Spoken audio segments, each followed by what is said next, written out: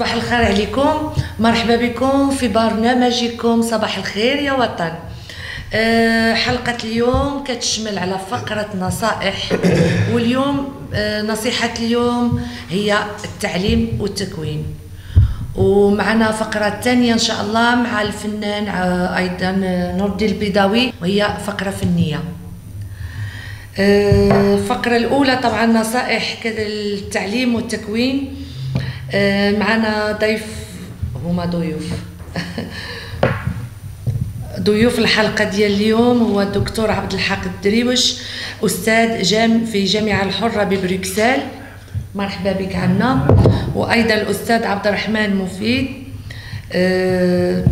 اختصاصي أستاذ مختص في التنمية البشرية وكوتش أيضا. مرحبا بكم وكنشكركم على تلبية الدعوة، ودائما تبارك الله كنشكركم دائما كتلبيو لنا الدعوة في قناة المواطن. والفنان نور الدين البيضاوي مرحبا بك عنا في هذه الحلقة هذه. شكرا، بارك الله فيكم. نبداو بالفقرة الأولى وهي التعليم والتكوين.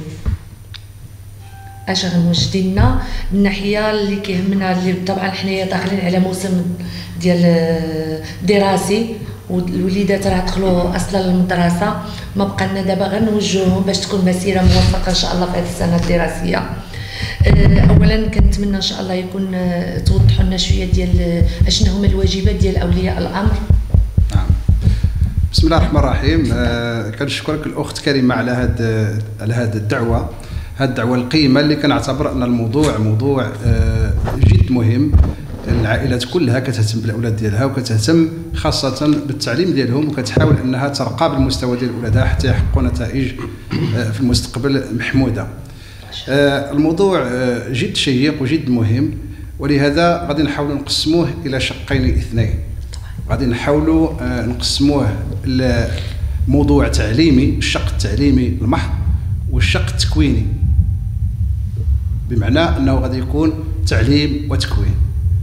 وبما ان احنا جوج ديال الاساتذه، فالدكتور عبد الحق الدريوش هو غني عن التعريف، دكتور في الجامعه الحره لبروكسل وصديق حميم، ودكتور يعني في كليه الطب في الجامعه الحره لبروكسل، هو مختص في الرياضيات التطبيقيه، لهذا غادي يتكلف بالشق التعليمي، وعبد ربيه غادي نحاول نتكلف بالشق التكويني ان شاء الله يا ربي. باش نوضح اكثر بان احنا اولياء الامور ديال الاطفال هنايا، راكم عارفين ان يمكن بعض منهم عندهم مستوى دراسي عالي او متوسط، وبعض اولياء الامر ما كيكونوش دخلوا للمدرسه او عندهم مستوى ضعيف. فنتمنى ان شاء الله انكم توصلوا لنا هذه الرساله هذه لهاد اولياء الامر بجميع الطبقات والنيفو الدراسي ديال الاولياء اللي عندنا موجودين. نعم ان شاء الله. غادي نبداو طبعا احنا معنا التكوين والتعليم. نبداو بالتعليم ان شاء الله، بان مجرد ان احنا في بدايه الموسم الدراسي والوليدات يلاه دخلوا المدرسه، وبغينا نعطيوهم شويه ديال النصائح ليهم وبعد توجيهات للاولياء. أعوذ بالله من الشيطان الرجيم، بسم الله الرحمن الرحيم. نحمده تعالى ونستعينه ونستغفره ونتوكل عليه. في البداية لابد أشكر الأخت كريمة والمقيمين على هذه القناة الشيقة، وأتمنى لها التوفيق ومسيرة موفقة إن شاء الله، شكرا جزيلا، وتكون معلمة ومنارة للإخوان ديالنا القاطنين في بلجيكا وغيرها. لتحسيس الآباء بمهمة التعليم في الحياة الإنسانية، لا بد أن أشير إلى ما أوحى الله تعالى إلى سيدنا داود. قال له يوما: يا داود خذ عصا من حديد ونعلين من حديد وامشي في طلب العلم حتى تكسر العصا أو تخرق النعلين، فلا العصا تكسر ولا النعلين تخرقا لأنهما من حديد. وكذلك هناك حديث شريف تركه لنا رسول الله عليه الصلاة والسلام في واحد الشق ديالو: إذا مات الإنسان انقطع عمله إلا من ثلاث، ومن بنا علم ينتفع به. يعني وخلي الإنسان كيموت كيبقى ربي كيعطيه الأجر من بعده، وخا ميت، أولئك لهم أجر غير ممنون، أي غير مقطوع. من هذا المنطلق تنبه الآباء أنه أي حاجة عملوها مع أولادهم في الشق التعليمي وضحوا معهم، راه ما عندهمش الأجر غير في الدنيا، عندهم الأجر في الدنيا والآخرة. ومن هذا الباب كندخل لأنه الدعوة الصلبة للعلم، لأن الله اختار الحديد ماشي بديك البساطة، لأن الحديد يغيزيست للأوكسيداسيون، يغيزيست لا ديستركسيون إلى آخره، كيقاوم الطبيعة وكيقاوم يعني الأشياء اللي تقدر تدمره. من هذا المنطلق لا بد أن أمر من التعريف كيف تكون التعليم في بلجيكا. مرحلة التعليم في بلجيكا مرت بثلاث مراحل. مرحلة الحرب المدرسية، كانت حروب ما بين المؤسسات التي تكون بلجيكا. أقصد بالمؤسسات يعني كنقصد بما يسمى اللي كيتبناو الحرية واللي كيتبناو الدين واللي نوتر. إذن هاد الثلاثة في 1830 بعد الاستقلال جمعوا جميع الأجناس اللي كتكون بلجيكا، جمعوا لي زوتريشيان، جمعوا الهولنديين، جمعوا الفرنسيين، وكونوا ما يسمى بالمجتمع البلجيكي، وكونوا مدارس فين غادي يكون فيها لا كويكزيستونس ديال هاد لي ناسيون كاملين. إذن شنو هو لو سيستيم إدوكاتيف اللي غنقدروا نجمعوا فيه هاد الزخم من الاختلافات حتى يمشي هاد التعليم يمشي بدون تعثر؟ وللأسف مر بتعثرات كبيرة حتى وصلت ل 1959 ما يسمى ب لا بي سكولير، يعني الهدوء المدرسي اللي تم فيه إنشاء واحد السيستم إدوكاتيف يمكن يعيش فيه الباكستاني والعربي والفرنسي والهولندي والأوتريشي، كل شيء يعيش فيه ويندمج فيه ويخرج منتفع يكون نافع لهذا البلد. إذن هذا لو باكت سكولير اللي مثلنا السلم المدرسي فيه ثلاثة ديال العناصر. العنصر الأول كل واحد فينا عنده الحق يولي أستاذ، ما كاينش غير منعك ما توليش أستاذ. والشق الثاني كل الآباء لهم الحق يختاروا أي مدرسة بغاو الابن ديالهم أو البنت ديالهم. والشق الثالث لا غراتويتي دو لونسينيومون، كل واحد يقرأ بالمجان. إذن ومن هاد القرارات اللي خرج بها المجتمع البلجيكي تم تأسيس شبكات تعليمية. هناك ثلاثة شبكات: لو ريزو كاثوليك، ودون لو ريزو كاثوليك كنلقاو ريزو كاثوليك كونفيسيونيل، ليبر كونفيسيونيل اي ليبر نون كونفيسيونيل، وتلقاو لو ليبر يعني اللي كيتبناو العلمانية بشكل متطرف، يعني ممنوع ظهور الدين في التعليم بتاتا. والشق الثالث هو التعليم الحر اللي هو في نمو، واحد النمو محتشم في بلجيكا. الان بداو كيظهروا المدارس الحره ولكن كتنمو بشكل محتشم. اذا ملي وصلنا لهذا التعايش اللي حصل ما بين جميع هذه الثقافات والاجناس ومرت السنوات، بدينا كنشوفوا انه التعليم البلجيكي يتعثر. لذلك من بين المواضيع اللي نطرحوها انا واخي عبد الرحمن هو الرسوب المدرسي ليشيك سكولير ولابوندون سكولير. ليشيك سكولير وصل في السكوندير وصل ل 54% كيرسبوا في السكوندير. ملي كنقصد بالسكوندير كنقصد 3 4 5 6. من هذوك 54% 46% كيمشيو لابوندون سكولير. لابوندون سكولير بالعربيه هي الهدر المدرسي، يعني 46% كيمشيو يخرجوا بتاتا بدون دبلوم، بدون شهاده، بدون مهنه، بدون اي شيء. إذن الملخص ديال الموضوع هو أنه هذا الجهاز التعليمي في بلجيكا يعيش تعثرات كبيرة جدا. فنحن طرحنا بعض الحلول حتى ماشي غنحلوها بشكل عصا سحرية، وإن ننقص من هذا المشاكل اللي كيعيشها التعليم في بلجيكا بإنشاء ما يسمى المدارس التقوية، لي زيكول دو دوفوار. داكشي اللي بغيت انا نوصل له، باش لان اولياء الامر كيتسناو هاد لي زيكول دو دوفوار واش هي كتساعد الطفل ولا ما كتساعدش الطفل. انا كنحاورك كأم باش كنبلغ داك، وانا احاورك اتنفع كأب كذلك. الله يحفظك. الو بغيت هاد لي زيكول دو دوفوار يعني الدروس الخصوصيه واش كتفيد الطفل؟ نعم ولا لا؟ انطلاقا من التجربه اللي عشتها تقريبا اكثر من 10 سنوات، هذه اكثر من 10 سنوات وانا اسير مدرسه دو دوفوار يعني يكون الدفواغ غراتويتمون يعني. ونقدر نقول لك في كل عام كيجي لها اكثر من 65 طفل ما بين الطفل والتلميذ وطالب ما شاء الله، والنتائج كلها حسنه جدا اكثر من 90%. الحمد لله. كنحاولوا نخرجوهم من مرحله الرسوب الى مرحله النجاح، ولما لا مرحله التفوق. ولذلك من بين الاشياء اللي ممكن نبدا بها، اذا سمحتي لي اخت كريمه وسمح لي الاخ، شنو ممكن الاب او الاباء يعملوا في البدايه الدخول المدرسي؟ ربما نخلي هذا الشيء حتى يتكلم الاخ على التكوين، ثم نرجع نعطي الحلول ونعطي بعض التوجيهات اللي غتساعد الاباء، وغنتعاونوا معهم على اساس ان اولادنا ولادهم ينجحوا بسلام. داك الشيء اللي بغينا وداك الشيء اللي بغينا نوصلوا الرساله ان شاء الله تكون. الرحمن يتكلم على مرحله تفضل. شكرا دكتور عبد الحق. شكرا الاخت كريمه، شكرا الفنان ديالنا اللي راه حاضر معنا. بارك الله فيك. الله يحفظك خويا. بما اننا غادي نبدا بالشق اللي انتهى به الدكتور، بالدخول المدرسي. يعني فاش تنسمعوا الدخول المدرسي تنسمعوا الهاجس ديال الاباء كلها والامهات والاسر. يعني الدخول المدرسي تيهم جميع فئات الابناء، من الماتيرنال الابتدائي الثانوي الجامعي الى اخره. ولكن في الشق اللي غادي نتكلم عليه انا واللي تيهم التنميه البشريه والتكوين، غادي نقدر نقول باللي التربيه ديال جميع الابناء راه كتبدا في نعومه الاظافر. راه ما كتبداش التربيه في سن ديال 6 سنين او 7 سنين، او ربما بالنسبه لي راه كتم مجموعه ديال الخلاصات وديال النتائج كتم في ذاك السن ديال 6 سنين.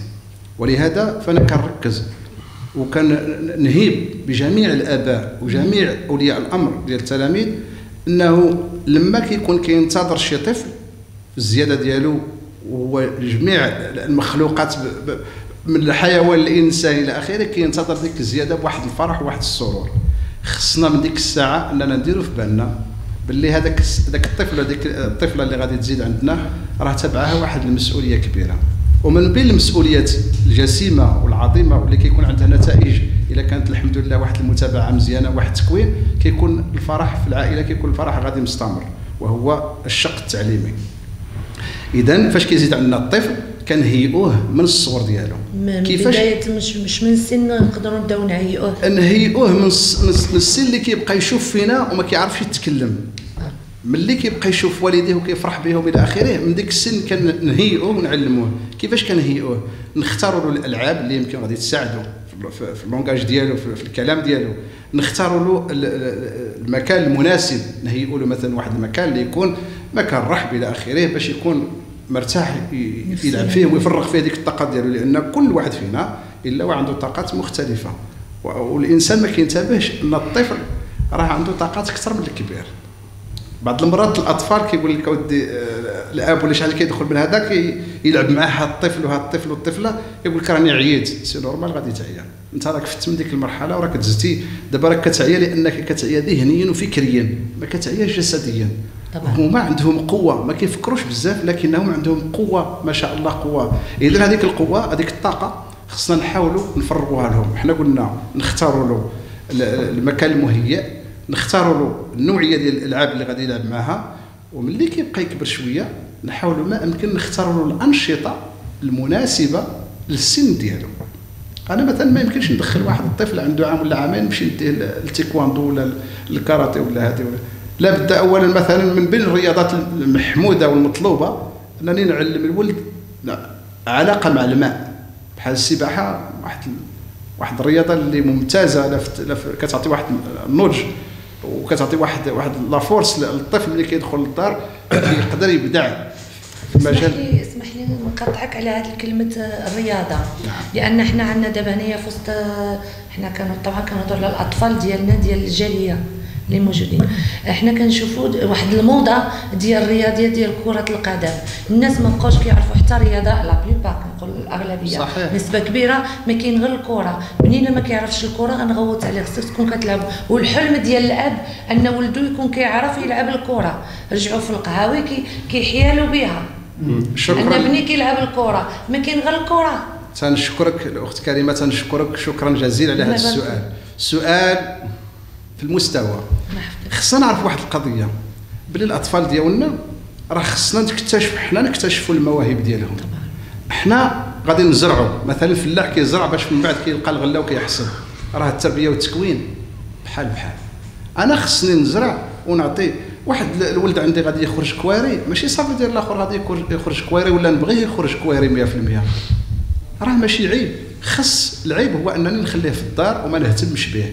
طبعا غادي نزيد لك واحد الاضافه، الاطفال دابا ماشي هو ضروري انني كلهم نديرهم في واحد الكلوب ديال الرياضه، بما ان ربما الاباء اللي كتهضر عليهم في القهوه الى اخره كيشوفوا التلفازه كيشوفوا فيها نجوم لاعب كره القدم باللي راه واخا ما قراش الى اخره كيحقق واحد المبالغ ماليه وكذا وهذه وعنده امتيازات الى اخره. خصنا ما نفكروش بهذا التفكير هذا، خصنا نفكروا ان الطفل يكون عنده تربيه سليمه، العقل السليم في الجسم السليم. اذا خصو يكون تربيه سليمه، المهم انه يمارس واحد النوع ديال الرياضه اللي غادي تساعده في الدراسه ديالو، وربما من بعد يكون بطل، هذا ما كرهناش وهذا هو اللي كان نطمحوا له، ولكن اذا ما خرجش بطل غادي يخرج بطل في القرايه ديالو، والقرايه ديالو اللي فيها مجموعه ديال الاختصاصات.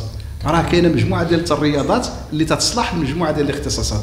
خصنا نعرفوا باللي الطفل ديالي مثلا اذا بغيتو في المستقبل يكون شي حاجه، مثلا بغيتو يكون طبيب ولا بغيتو يكون مهندس ولا، راه ماشي صعيبه، راه كترسم خرائط كترسم، من بعد غادي نجيو نهضروا، من بعد غادي فاش يعطيني الفرصه الاخ عبد الحق ربما نخليها للتالي غادي نهضر على القضيه ديال التنظيم وديال التقرير وديال التخطيط، ما يسمى بلانيفيكاسيون، اللي الولد ديالي مثلا منذ الصغر ديالو كنخطط له شنو غادي يكون، ماشي من الصعب اذا قطعت دوك المراحل وتبعت داك الشيء بواحد الدقه فكتكون نتيجه الحمد لله كتكون نتيجه ايجابيه. نرجع لك لهذه القضيه ديال الرياضه، الانشطه خصها تكون ضروريه، وربما كما قلتي راه معظم ديال الاباء وديال الاسر وخاصه الاسر المغربيه كتحاول ما امكن تسجل ولادها دي كلوب دو سبور، ولكن رجاء انا غادي نطلب واحد الرجاء وغادي نتوجه للكاميرا وغادي نطلب واحد الرجاء للعائلات واولياء الامر، ما عندي ما يتسالكم وبرافو عليكم وكتحرصوا على وليداتكم باش يكونوا في المستوى الى اخره، ولكن اسمحوا لي راكم كتمشيو مثلا كنخليو الاولاد ديالنا كنزلوهم في لي كلوب دو سبور وما كنحاولوش نجلسوا معاهم، ما كنقصدش انا الاغلبيه، ولكن كاين بعض الفئات اللي كيوصل الولد ديالو وكينزلو في الكلوب ويخليه مع المدرب. خصكم تعرفوا واحد القضيه، راه التجربه هذه قريناها في التدريب في دورات التنميه البشريه، باللي الطفل يعني المثل الاعلى ديالو راه كيكون الاب ولا الام. يعني الا شاف الطفل ديالك انت نزلته في الكلوب دو سبور وشافك جالس واقف معاه حتى تكمل الحصه، اولا كيعطيها جوج ديال الاعتبارات، غادي يعطيها الاعتبار الاول انك مهتم به ومهتم بداك الشيء اللي كيدير، الاعتبار الثاني غادي يكون المجهود ديالو مضاعف، وهذا الشيء اللي كيطلبوا الناس. اذا الله يخليكم ملي توصلوا الوليدات ديالكم للسبور ما تحاولش تنزلوا تما بحال اللي غادي تهنى منه وتمشي للقهوه، راه خصك تعرف بلي النتيجه ديالو ما غاديش تكون مزيانه، وحنا جربنا هذا الشيء راه بالاحصائيات وبالتجارب، راه 70% ولا 75% ديال الاطفال اللي كيحضروا معاهم والديهم في لي كلوب ولا في المسابح ولا في لي كلوب دو سبور ولا الى اخره كيتفوقوا على الاخرين اللي ما كيكونوش والديهم معاهم. هذا الرجاء ربما يكون واحد النقطه ان ما حدنا في موضوع التكوين، ما حدنا في التكوين الى مثلا جينا حنا دابا في هذا البرنامج هذا وكانوا مشاهدين وكانوا اخطاء كبيره وقعت والطفل في تدهور، واش كاين شي اصلاح يمكن تكون سبب اليوم في هذه الحلقه او في شي فرصه اخرى ولا في شي برنامج او شي لقاء في الشارع مع الاصدقاء، الاب والام سمعت ولكن ولدها بحال اللي كنقولوا لو مال ديجا في، واش كاين الاصلاح؟ واش كاين كلمه الاصلاح موجوده؟ اكيد بطبيعه الحال، وهذا هو سبب الوجود ديالنا هنا في هذا البلاطو، هذا هو سبب الوجود ديالنا. علاش حنا كنمشيو للمختصين؟ خص يعرفوا الاباء باللي راه ماشي بوحدهم في الدنيا، خصهم يعرفوا الاباء باللي ماشي بوحدهم في هذا المجتمع، وخاصه المجتمع البلجيكي اللي عندنا درايه منه سنوات ديال العمل مع الاسر. خصهم يدقوا الباب، الا شاف عنده مشكل ديال ولده ولا فشل ولده في الدراسه ولا راه ماشي مشكل. اينشتاين راه ربما خسر شحال خسر اخويا؟ 7 المرات في البكالوريا، ومع ذلك هو عالم كبير. اديسون راه خرجته ماماه من المدرسه لان قالوا لها الطفل ديالك راه كسول، وهي ما قالتلوش انت راك راه بليد، ما قالتلوش انت راك بليد السي اديسون، هذا اللي صنع لنا، هذا صانع المصباح، القصه ديالو راها معروفه، ما قالتلوش ماما راك بليد، جابته للدار وخدات بيديه وجابت له مدربين واساتذه في المستوى اللي قراو في الدار، يعني مع العلم انها كانت ميسورات الحال هذا ولكن نحن نقدروا نستعملوا طرق اخرى. فجابت الاساتذه للدار ولا السيد نابغه هو اللي صنع لنا المصباح، هو اللي اكتشفوا هو اللي اخترعوا. اضافه في طبعا القضيه ديال طرق الاصلاح، لعل واحد الكتيب صغير اسمه كاتب مصري ليالي السهاد، وفي داخل القصه دار حوار ما بين راقصه وما بين مهندس. قصه جميله جدا.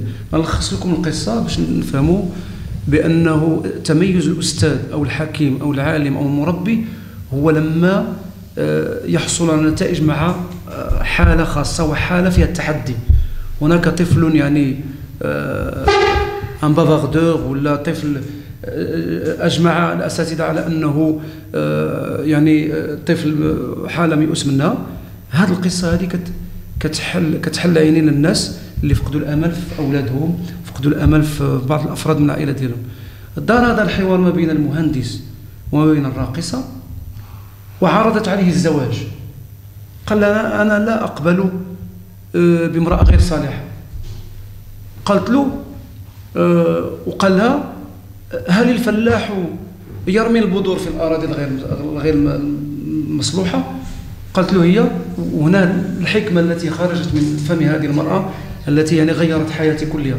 قالت له ولماذا وضع قانون اصلاح الاراضي؟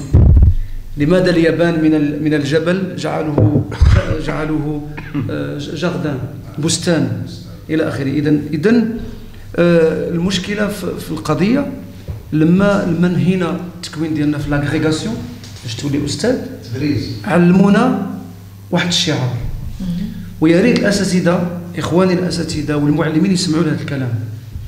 علمونا شعار واحد: faire réussir tout le monde et non pas faire rater un seul. الشيء لا سقط واحد في القسم راه ماشي الطفل اللي سقط، راه البيداغوجيه وطرق التدريس ديال الاستاذ هي اللي راه في خطر، وراه هي اللي خصها تصحح. شعارنا نحن الاساتذه اللي ابتلانا الله سبحانه وتعالى بما يسمى بالتربيه والتعليم هو انجاح الفاشل وليس انجاح الناجح. هذا هو الشيء اللي خصنا نتعلموه. اذا من هنا كنقول مرينا بتجارب كبيره. كانوا عندي 3 العام اللي فات قالوا لهم في سميت هذيك اللي في المدرسه مدرسه مشهوره بان المستوى فيها عالي والى اخره. 3 ديال منهم واحد كونغولي وفيهم 2 مغاربه. قال لهم انتم خصكم تبدلوا المدرسه، فو نيت با في بور لي ماتيماتيك. احتضناهم واشتغلنا معهم، راهم في الدوزيام اني انجينيور دابا، رجعوا بروميير اني طلعوا الدوزيام اني. ما شاء الله. اذا هنا تيبان ماشي لانك عندك كفاءات عليا كتقدر توصل الانسان الى النجاح، ولكن كاين واحد الحاجه اللي ما تيكتسبوهاش الناس، كيكتسبها الانسان اللي فيه الانسانيه، هو الحب. لما الانسان كتجلى فيه هاد لو كريتير ديال الحب، حب الانسان، حب نجاح الانسان، الحب حمل العذاب اللي حمله الطفل، العذاب ودوك الحزن اللي حمله الطفل او الطفله تتحملوا معاه وتهزوا معاه. ملي كتوصل له هذه الفكره كيندمج معك في الدائره ديالك وتنوصلوا كاملين الى النجاح. استاذ، واحد الملاحظه، انا مشكلتي عند الامهات وعند الاباء اللي بعض المرات ولادهم كيوصلوا للمرحله الثانويه وما كانوا في المرحله الثانويه او ابتدائيه وما قراوش الاباء، وولادهم عندهم لي ديفوار وكيبغيو يساندوهم، قلبهم كيتحرق، وولادهم شويه كيكون راسهم ثقيل او لا، هذه خصهم لابد المواظبه في لي ديفوار ديالهم، وهذه ما كيقدروش. هذا المشكل راه كيعاني منه جميع اسره وجميع بزاف ديال الاباء والامهات. اشنا هو المساعده اللي تقدر تعطيها لهم يخرجوا من هذا المأزق هذا؟ انا بالنسبه لي الحل عندي وموجود من الان. الحل عندي انا الان، انا والاخ الاستاذ عبد الرحمن عندنا مدرسه للتقويه، وحنايا ما عمرنا تنسدوا الباب في وجه شي واحد اللي عنده شي طفل عنده ديفيكولتي سورتو ان ماتيماتيك اون سيونس. حنا مستعدين نستقبلوه، ممكن نعطيهم العنوان ونعطيهم الهاتف، ومازال الحمد لله ممكن نسجلوهم عندنا ونتهلاو فيهم ونقريهم ونساعدوهم. وعندنا اساتذه جامعيين وعندنا مهندسين اللي كيتعاونوا معايا، ما شاء الله. وحنا الحمد لله متطوعين. حنا فكره عندنا باش نوصلها للاباء كاملين. حنا جميع الابناء كنعتبروهم ولادنا، وما يمكنش نتشفى في ولادي، لان ولاد هذا الاخ الفنان ولادك ما يمكنش تقول واش شوف هذا الانسان ولادو خرجوا فاشلين. لا، انا خصني نقول راه حتى راه بحال ولادي راهم فاشلين. ماذا قدمت؟ سي فغي انا قريت ولا الاخ اجتهد ووصل داك الشيء اللي بغا له، ولكن ماذا قدمت لامتك؟ ماذا قدمت للاخوان ديالك المغاربه؟ ماذا قدمت لاحبابك ولجيرانك؟ اذا كل واحد فينا عنده الغيره على هاد الشباب، ممكن يجي مرحبا به يتفضل ويتعاون معنا. فانا كنعطي الفرصه، كنعطي واحد الامل للناس كاملين اللي بغى يسجل ابنه او بنته مرحبا به. نعطيه العنوان، عندنا اساتذه مختصين كيعطيو دروس تقويه في الرياضيات وفي السيونس، يعني مات فيزيك اي شيمي. اوني بري بور لي زيدي، ما كاين حتى مشكل بالفرح. وعندنا اكثر من ذلك، كنتواصلوا مع المدارس ومع الاساتذه ديالهم اللي في المدارس اللي كيقراو في المدارس فيها، وبالتالي كنحاولوا ما امكن اونكادريو لي زيليف لي زيتيديون باش نوصلهم الى بر الامان. يعني هناك تواصل كبير ما بيننا وبين الاساتذه ديالهم، ما بيننا وبين الاداره ديالهم، سواء كانت اون اتيني ان انستيتو اون ايكول كومينال ولا كاثوليك، تنتواصلوا معهم تيفرحوا ملي تيوجدوا انه الناس كيهتموا بالنتائج ديال اولادهم والى اخره، وما يتخلعوش من النتائج الاولى. فراه بزاف الناس بداو في التعثر ونهوا بالتميز ونهوا بالاكسلونس. حاجه اخرى غادي نضيفها هو انه اللي بغى العنوان او بغى يتواصل معنا، حنا غادي نخليو الاخت كريمه ويتصلوا بنا، وحنا في خدمه الاخوان ديالنا بكل فرح. على راس العين. واحد المشكل باقي ما نطلقكم، باقي نستافد له ماكسيموم في هذه الحلقه، وان شاء الله غادي تكون حلقات كثيره باش نزيدوا نوضحوا، لان املنا في الطفل كبير ان شاء الله. نعم. المشكل ديال الاطفال تلاميذ او طلبه، كاين بعض منهم كيكون عندهم واحد النوع ديال واحد الطبع ديال الخجل، او ما عندها كبرياء، ما رادياش تقول انا ما فهمتش.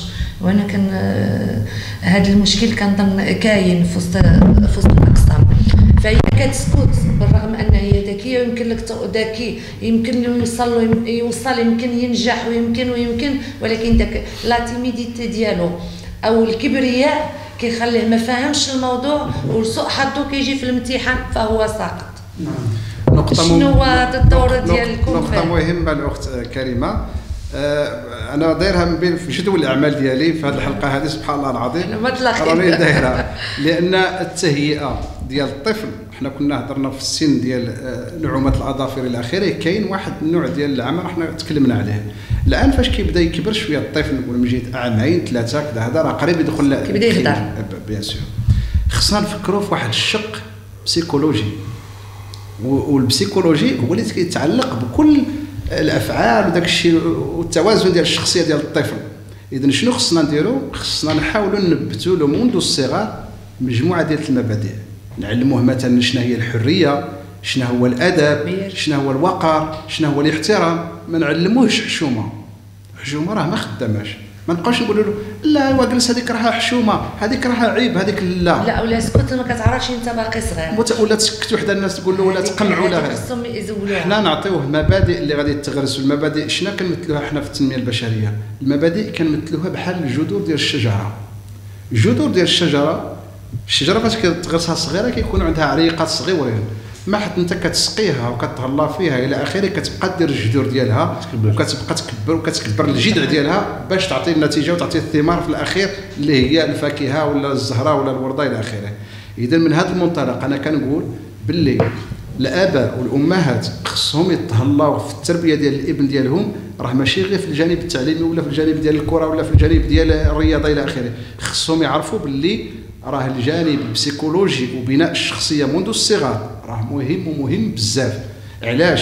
لان دوك المبادئ ما تنهرسوهمش. حنا الحمد لله كبرنا داك الشيء اللي رباونا والدينا مع داك التقليد اللي كان عندهم، وداك الشيء التقليدي والحمد لله تغرس فينا هذاك الشيء هذاك، بقينا كنخدموا به طول حياتنا، ما غيرناش المبادئ ديالنا، غيرنا السبل وغيرنا الطرق باش نوصلوا لواحد النتيجه معينه، لكن بقينا محافظين دائما على ذيك المبادئ. قلنا على الحريه، ربما فاش كتكلم الطفل على الحريه غادي يفهمها هو بواحد الشيء اللي هي كبيره بزاف وعريضه. انت حاول تقول له، نقولوا حنا بالمغربيه كتزربوا، انت غادي تحاول تفهموا اشنا هي الحريه وفوقاش كتكمل الحريه ديالو. اولدي راه الحريه ديالك كتنتهي عند بدايه حريه الاخر. خاصك تحترم الاخر في الحريه ديالو، في الجنس ديالو، في التكوين ديالو، وخاصه هنا في بلجيكا لان المدارس ديالنا احنا مختلطه فيها مجموعه ديال الجنسيات، مجموعه ديال الديانات. راه التركيز ما تقولش انت راك مثلا مسلم ولا مسيحي ولا يهودي ولا لا ديني ولا تقول انا اللي عندي الحق 100%. دائما خصك تكون المقوله ديال الغزالي تكون عندك في الراس. الامام الغزالي رحمه الله: فكرتنا صحيحه تحتمل الصواب وفكره اصحابنا خاطئه. فكرتنا صحيحه تحتمل الصواب وفكره اصحابنا خاطئه تحتمل الصواب. يعني داك الشيء اللي عندي انا راني مقتنع منه 100%، ولكن خصنا نحترم داك الاخر اللي راه قدامنا، نحترمه في مبادئه في شغله الى اخره. هذا قلنا كتبني التوازن ديال الطفل. التعليم المبادئ الاساسيه اللي منها الحريه. وبغيت نشير في هذه الحلقه هذه لواحد الحديث ديال النبي صلى الله عليه وسلم بما معناه، ولا واحد الفعل اللي كان كيديرو. كان عنده اسرى في الغزوات الى اخره، كانوا اسرى الحرب في اي وقت. دوك الاسرى ديال الحرب باش كان كيفديهم، باش كان كيعطيهم الحريه ديالهم. شوف الحكمه ديالو والعبقريه والحلم الى اخره. كان كيقول لهم دوك الاسرى اللي علم 10 ديال الناس غادي ياخذ الحريه ديالو. شوف التعليم مع الحريه. انت اسير عندنا كيكرموا وكيعطيه اللي بغى ويلبس مزيان وياكل مزيان الى اخره، ولكن كيعطيه هو راه غادي يطلقوا. الرسول صلى الله عليه وسلم ماشي ديال العذاب ولا ديال كذا كما كيصوروا لنا بزاف ديال الناس، وديال الحلم وديال العطف وديال السلام وديال السلم والى اخره والسعاده طبعا. كيقول لهم اللي علمنا 10 ديال الناس هادو ديالنا غادي ياخذ الحريه ديالو. لان هذوك ربما كان فيهم ذيك الوقيته واحد عالم فيزياء، واحد عالم كيمياء، واحد عالم هذا اكيد. وبالفعل كيقوموا هما بهذا سميتو الهضره الحريه اللي كيشتاق لها اي واحد. علموا داك 10 فوالا كيعلموا دوك 10 ديال الناس وكيمشيو للحريه ديالهم. اللي بغيت نستافد انا من هذه النقطه ان نشوف القيمه ديال الحريه قداش وتقارنت مع العلم. يعني نعلم 10 ديال الاشخاص باش ناخذ حريتي. طبعا اذا خصنا نركز وندير المجهودات ديالي كلها في الطفل فاش يكون صغير، لان فاش يكبر اللي غادي نتهنى وغادي يتهنى هو. طبعا غادي نرجع دائما. نسول الدكتور. تفضل. الله يخليك. تفضل. شوي ديزولي. كنعرف شي ناس كيفورسيو عاوتاني واحد المساله اخرى، كيفورسيو على الابناء. واش الابن ديالك ما خصش تفورسي عليه؟ يعني كنعرف شي وحدين انايا بحكم كنعرف بزاف ديال الناس، بحكم المجال الفني ديالي كنعرف بزاف. يعني كنعرف شي اصدقاء كيديو ولادهم للسبور، مزيانه، مساله طبيعيه، كيديو ولدو كيوقف عليه تيتريني تيسالي كيجيبوه، يعني في السيمانه دو فور طروفو كيدير السبور. ولكن كنعرف شي وحدين فورتين على الابناء ديالهم باش يوليو دي فوتبولور، باش يولي لاعب كره القدم دولي، خصو يولي يلعب كره القدم، كيديه يتريني به ابار الكلوب، كيديه هو اصلا يتريني به بوحدو، كيتريني به ولا دير هادي لا هادي لا هادي وكلا هادي. ولكن مع ذلك يا اخي راه هذاك الابن بتدخل ما باغيش يكون فوتبولور، بتدخل عنده شي حاجه اخرى في دماغه ملي غيكبر، لان باقي صغير سي نورمال تحت الخوف ديال يمكن عنده ميول اخرى ماشي كره القدم، يمكن يكون فنان. بيان سور عنده هوايات الفن، الراس فنان في الراس، ما فنان غناء، عازف. على اللي بغيت نقول لك، حيت هو باقي في هذيك اللحظه ديال انه سان بتي غارسون ولا اون بيتيت في، يعني باقي تحت الخوف ديال الاب ديالو وداك الشيء، وباقي لا غادي دير هذا. انا بالنسبه لي الابناء ديالي بنتي كنقول لها غادي تدخلي ديري كاراتي، كتقول لي لا بابا جو فيغ لا دونس. بورتو لي تي بوتيت باقا صغيره، كتقول لي انا كيعجبني لا دونس. لا فهمتيني، ملي غادي يكبر الابن ولا البنيه ولا الولد، ملي يكبر هذيك الساعه راه غادي يطراسي الطريق ديالو بوحدو، هو غادي يشوف فين كيرتاح. حيت انت كتفورسي عليه باش يدير الفوتبول، ولكن هو مسكين غير بالخوف وداك الشيء كيدير لك خاطرك.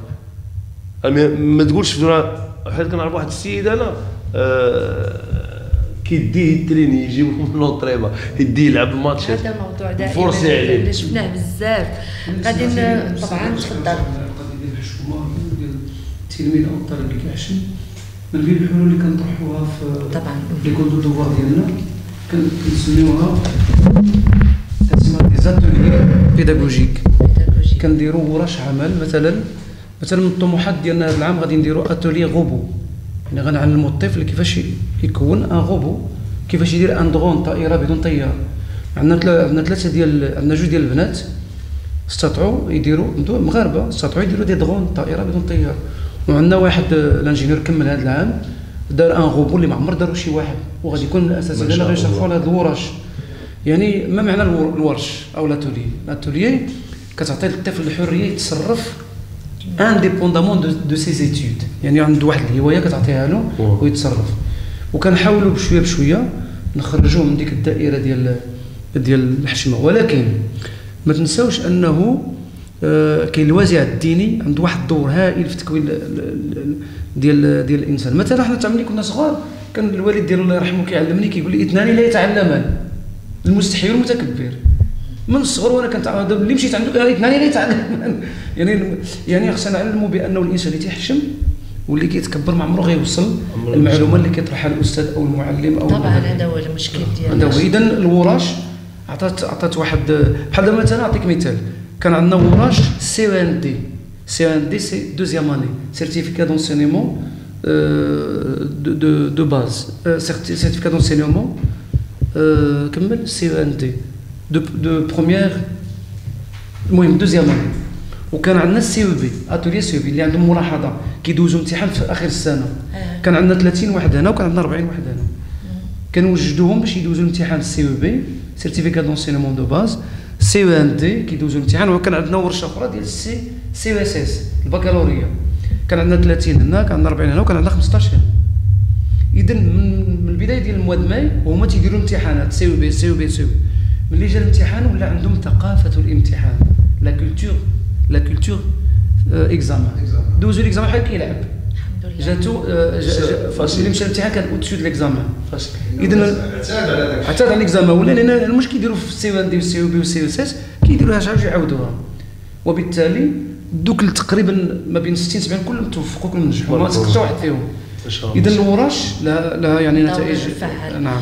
غادي نرجعوا لنقطه واهم نقطه، لان احنا كنهضروا دابا على التكوين ولكن غادي نرجعوا لنقطه الاصلاح، وهي اللي غادي نختموا بها، ومازال حلقات طويله معكم ان شاء الله باش نكملوا المواضيع ديالنا. هي رجع الاصلاح، كلمه الاصلاح.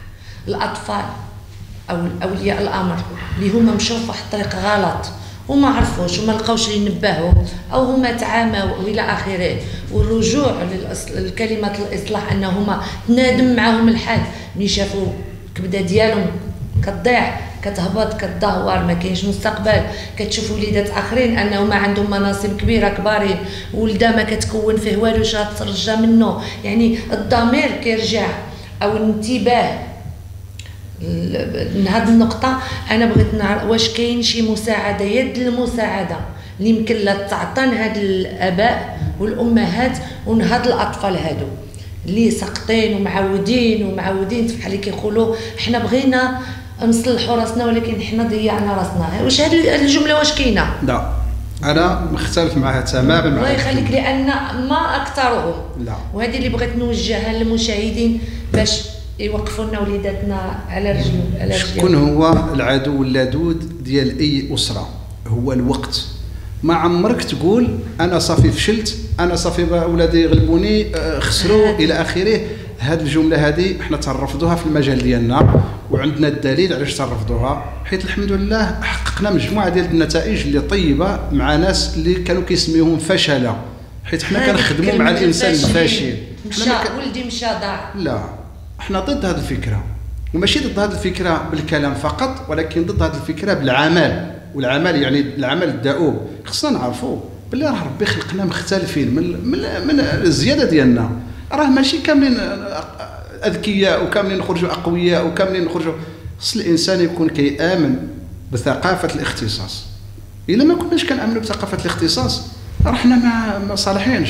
باش كاملين نقولوا انا بغيت ولدي يكون طبيب، انا بغيت ولدي يكون انجينيور، مزيانه، ولكن الا تعثرتي وفشلتي وفشل المسار ديالك المجهودات ديالك، خصك تعرف باللي راك ماشي انت اللي فشلت، راه فشلوا الطريقه ديالك هي اللي فشلات.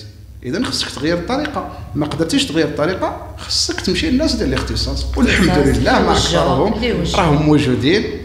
الناس ديال التوجيه ربما تكون خطأت في التوجيه ديال الابن ديالك، تكون خطأت في التوجيه ديالو، وهذا واحد المسألة خطيرة جدا، لأن الآباء بعض المرات كيدخلوا في التوجيه ديال الابن وهما ما عارفينش القدرات ديالو لذاك المسار اللي بغى يمشي فيه. ماشي مشكل، خطأت من بعد 3 سنين 4 سنين و5 سنين والولد كيجيب الفشل، خص نمشي عند الناس الاختصاص، ناس مختصين في التنمية البشرية، ناس مختصين في البسيكولوجيا ديال الطفل، ناس مختصين في التوازنات الأسرية. اللي كانت مثلا الاسره متفككه ولا كان طلاق ولا كانت الى اخره، ما كانش الراجل عايش مع المراه ولا، هذا ما خصوش يكون عامل ديال فشل الابناء. هذا الشيء راه كاين في الحياه. اسمح لي يا استاذ، تفضل. كاين اللي ماشي في الاستطاعه ديالو يمشي عند الاختصاصيين. انا متفق معك تماما. بالنسبه لا ما كنهضروش على بلجيكا، كنهضروا على كل شيء. راه الناس ديال ماشي ديال بلجيكا اللي غيشوفونا، راه غيشوفونا حتى الناس ديال المغرب، الناس ديال تونس، الناس ديال حنا خصوصا كنتكلموا على الطفل في الجاليه على داك الشيء اللي كنهضروا انا عليه. متفق معك حنا لا تنهضروا على كما قالت الاخت كريمه ومع كامل احترامي الدكتور، كنهضروا على الطفل ديال الجاليه، ولكن راه كنضربوا به حتى عبر الاخرين. اذا ظهر السبب. وكاينين هنا، اسمح لي قطعتك، كاينين هنا في اوروبا، في اوروبا كاين اللي ما عندوش الاستطاعه ديالو ولده يمشي يدي عند استاذ اختصاصي ولا عند اخصائي. كاين بزاف كنعرفهم، انا كنعيش في فرنسا، شفت الناس بزاف اللي ما كيقدروش كاع يديو ولادهم عند اخصائيين. الفكره واضحه، خصنا غير نعرفوا واحد القضيه، راه بالفعل الاختصاصيين يعني الثمن ديالهم غالي، ولكن خصنا نعرفوا واحد القضيه، واش انا حطيت يدي بعدا على الجرحى ديال الطفل ولا ما نزلتش يدي على الجرحى ديالو؟ واش عرفت المشكل ديالو الحقيقي باش نمشي لذاك الاختصاصي ولا لا؟ خصنا نتفاهموا على هذه القضيه. الا مثلا انا حطيت الجرحى ديالي على الولد باللي راه شويه مضطرب نفسيا، واش غادي نديها انا لعند واحد مكون في التنميه البشريه؟ ما غاديش ندير عند هذاك، غادي ندير عند الطبيب، والطبيب راه ربما كتقول لي في بلاد اخرى ربما ما كاينش لاكسي، هنا بعدا راه كاين لاكسي، حتى الا عرفتو في بلاد اخرى ما كانش لاكسي تما ما تقدرش مثلا ما عندكش الفلوس الى اخره، خصك توجه للجمعيات وتوجه. اذا المسار حنا اللي بغينا نركزوا عليه ان المسار ديال الطفل حاول ما امكن التحكم فيه. اذا كان ولدي مريض راه ماشي فاشل، راه ولدي راه مريض، خصني نداويه قبل ما يمشي بعدا لاي عمل سواء مدرسه ولا رياضه ولا الى اخره. خصنا نتفاهموا على واحد القضيه، راه ما كانش اللي يعرف اولادنا بحالنا. وي راه كاين وعاوتاني كاينين اباء اللي ما كيديوش في الابناء ديالهم السي دكتور. غير نعرف واحد القضيه، كاين اللي ما مدياش في ولده بنته ما عرفش اش عنده، اذا ما كي يسوي با سون باركور. ايوا الدور ديالنا هنا في هذه الجلسه هذه يعني من بين نسلطوا الضوء على هذه المشاكل. هذا تفضل كيرجع لاله كريمه اللي جمعنا لاله كريمه والبرنامج وقناه المواطن. غير اسمح لي اخويا، اسمح لي نكمل الجمله باش يكون مفيد للناس اللي كيسمعونا. السيد راه طرح لي سؤال مهم. خصنا نعرف واحد القضيه باللي ما نقولوش فات الاوان. احنا يعرفوا العائلات خاصه بعد اللي راهم في بلجيكا اللي اتصلوا بينا في المدرسه ديال التقويه ديالنا اللي فيها مدربين وفيها ناس اكفاء واساتذه جامعيين، راه ما كنمشيوش بالفلوس، الحمد لله. راه ما كنركزوش على العامل ديال الفلوس، راه كنركزوا على لا كوميونيتي ديالنا باش تكون بغيونت. حنا راه ماشي عندنا غير المغاربه ولا عندنا جزائريين ولا مسلمين ولا كذا، عندنا مسيحيين ويهود ومسلمين ومختلف. حنا اجماع المجتمع اللي جا مدنا يد باش طلب منا الاستغاثه ولا المساعده، حنا موجودين نساعدوه. راه ما كنشوفوش العامل المادي هو الاول، هذه بعدا فيما يخصنا حنا. اذا وفيما يخص الاباء مثلا اذا كان شي مشكل اللي ماشي في اختصاصنا، حنا كنصيفطوه للجمعيات اللي ما كتطلبش ولا الاطباء، نوجهوه لواحد المكان اللي يكون في الاستطاعه ديالو. الحمد لله. غير ركزوا على واحد القضيه مهمه، ان الاباء خصهم ينتبهوا للابناء ديالهم. فوالا نجحوا فتبارك الله، ما خصناش نبقاو حنا نشجعوا ذاك النجاح. راه ذاك النجاح اللي حنا كنديروا منه اتونسيون، ربما بداك النفخ اللي كنفخوا فيه وراه ناجح خطره واحده غادي يلاشي ولا شي حاجه. حنا كنسويفيو الفاشل اللي ما كنسميوش حنا فاشل. حنا بالنسبه لنا ذاك الفاشل ومجموعه ديال الامثله، راه ربما ما غاديش يتسع الوقت باش نذكرها انا، مجموعه ديال العلماء، مجموعه ديال الاختصاصات كلهم حسبوهم فشلنا، ولكن في الاخير بهروا العالم وبهروا بالانتاجات ديالهم، بهروا ذاك الجيل اللي كانوا عايشين فيه. ما شاء الله. يعني الاصلاح كاين، الاصلاح راه موجود وكاين، وعمركم ما تبيسيو لي برا، عمركم ما تهودوا يديكم وتقولوا انا صافي، هذه صافي ما نحبش نسمع. وعاد واحد النقطه ان بالطفل ما يجمو. تفضل. بالنسبه للقضيه ديال الاصلاح، لابد ان الناس كاملين يعرفوا بانه هي مرحله ماشي سهله، حار فيها المربون وحار فيها يعني البيداغوجيون، وحار فيها أهل الاختصاص. ولكن إذا كان هذه القضية مسألة تحدي الجميع هؤلاء المختصين، فلا بد أن نوضع واحد البناء اللي يشارك فيه الجميع باش نقصوا من هذه الظاهرات ديال ضد الإصلاح. يعني كيفاش غادي نعملوا؟ أنا مثلا كنوجه الكلمة ديالي لأن جاتني غريبة أنه الأئمة في المسجد يوم الجمعة ما تيهضروش على الدخول المدرسي، ما تيهضروش على الامتحانات، ما تيهضروش على هذا الموضوع اللي تنهضروا عليه حنايا، نورمالمون لأنه الطفل أو التلميذ أو الشاب كيسمع أكثر الإمام ما كيسمع الإنسان العادي. وللأسف يعني دور الأئمة في هذه الطريقة في هذه القضية هذه دور فعال جدا. مثلا أعطيك مثال، أنا كنشتغل في واحد المدرسة سميتها انستيتو روجي لومبيون، كاينة فورماسيون كدار لمدة 2 سنين بدون دبلوم تتولي اسيستون فورماسيون. هذه خص الإمام يقلب عليها ويجي نهار الجمعة يهضر عليها، ماشي حنا اللي نقلبوا عليها، لأن الإمام ديال الحومة خصو يمشي يقرا المشاكل اللي كتعيشها الحومه ديالو فين كيدير الجمعه كيحدثهم شنو المشاكل ويمشي يقلب على الحلول. عنده الحق يمشي لبروكسل فورماسيون، عنده الحق يمشي لكاع دوك الاجهزه اللي كتعاون باش توجد الخدمه للشباب اللي منحرفين. حنايا تنقولوا راه ولادنا اللي منحرفين ماشي ولاد الناس منحرفين، تنقولوا المنحرف ولا بد فيه واحد الذره اللي غادي خصو ديكليك اللي غتخرجوا من ديك المرحله ديال الانحراف.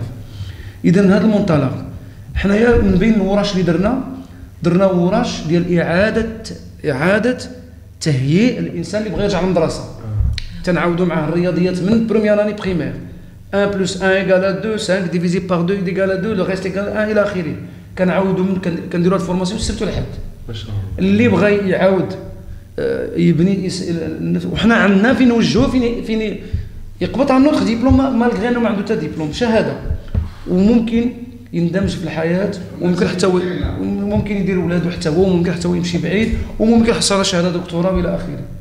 حنا تنقلبوا على الاراده اللي عند الانسان، وتنقلبوا على جميع الناس الفعالين داخل المجتمع بما فيهم الائمه. انا كنهجم بزاف على الائمه، لانه كنمشي مثلا مسجد الخليل ولا كنمشي كتلقى 10,000 الناس كيسمعوا في جوج الودنين، 20,000 ودن كتسمع ما تيقول والو، في الاخر ما سمعنا والو، ما قالنا حتى شي حاجه غتفيدنا له ولا في ولادنا. كاين ائمه كيجيو من البلاد، لان ما كاينش ائمه اللي مطورين هنا، كيجيو من البلاد اختي كريم.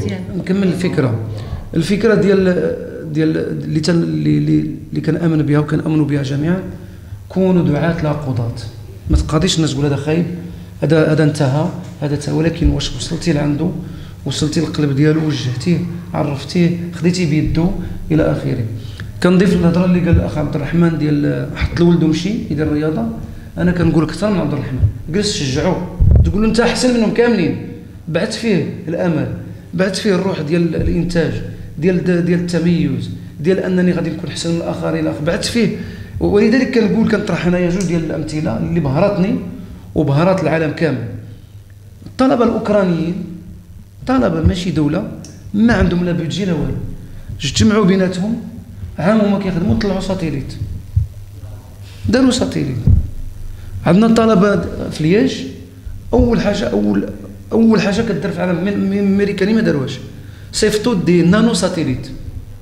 نانو ساتيليت هو ما غيشوفش هذا، غيشوف الذرات اللي كتكون هادو طلبه.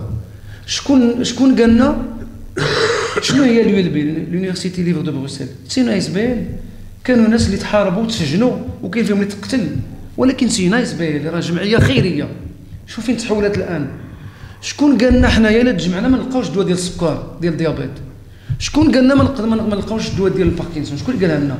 واش حنا تعاوننا وشرينا لي ميكروسكوب وشرينا ودرنا لابوغاتوار غير صغير وعطينا لاولادنا يبحثوا، عطينا اولادنا يقلبوا في هذا الشيء؟ شكون قالنا ما نوجدوش هذا الشيء؟ شكون قالنا لا الدواء ما كاينش ديال السكر؟ طبعا هذا لا لي شيء. انا من هذا المنطلق الا سمحتي لي خديت الوقت بزاف، انا كنبعث الامل في القلب ديال الاباء كاملين وكاملين عندنا امل في وليداتنا انه الحل موجود والامل موجود الى تعاوننا كاملين. وما نقولوش ولد فلان خايب، ولادنا خايبين، ولادنا مزيانين. واقول قولي هذا مزيانين وكنترجاو الله الخير. وما نساوش ان الطفل ولادنا بان كيدوزوا على عده مراحل، كاين ديال الطفوله، كاين يلاه كيشوف يلاه كيسمع يلاه كيتعلم، من بعد كيرجع سن المراهقه شي كيبغي يمشي ويجي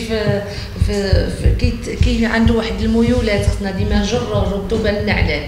والله يهدينا ويهدي وليداتنا. هادشي اللي كان، ومازال ان شاء الله هذا الموضوع هذا كبير ومازال غادي نعملوا له حلقات اخرى طبعا، لان حتى موضوع لوريونطاسيون عاوتاني راه هو عالم اخر خصو ايضا حلقه. بالنسبه اللي يعني قرر انه يعاون ولده في مدرسه التقويه، حنا كنطرحوا راسنا كحل من الحلول. وكنقول للاباء ديالي بانه النجاح ديال ابنك تيبدا في سبتمبر، ماشي حتى تجي البيتان الاولى. في سبتمبر تمشي تقلب له، الا كان ضعيف في الرياضيات كان ضعيف في الفرنسيه تجيبو وتسجلو، ولا بغيتي نعطي العنوان نعطي العنوان. طبعا حنا سيدي توجهنا للمساجد ورفضونا باش يعطيونا فين نقريو الدراري، رفضونا. توجهنا للفلامانيين عطاونا مدرسه قداش. هذه المدرسه الاخوان موجوده في كي دو كوميرس خزاين حدا بتي شاتو، كي دو كوميرس نيميرو 48 3 1000 بروسيل. نعم نعاود العنوان طبعا. كي دو كوميرس نيميرو 48 3 1000 بروسيل. والرقم ديالي 0476 360 488. ومرحبا بالجميع، وما غنرفضوا حتى شي واحد الا تعاونتوا معنا ان شاء الله وتواصلتوا معنا. والسلام عليكم ورحمه الله عليكم، وكنشكركم بزاف على هذه النصائح الشيقه. شكرا لك والاخ اللي ضحى معنا والاخ الفنان ديالنا. تبارك الله عليكم، تبارك الله عليكم ما شاء الله.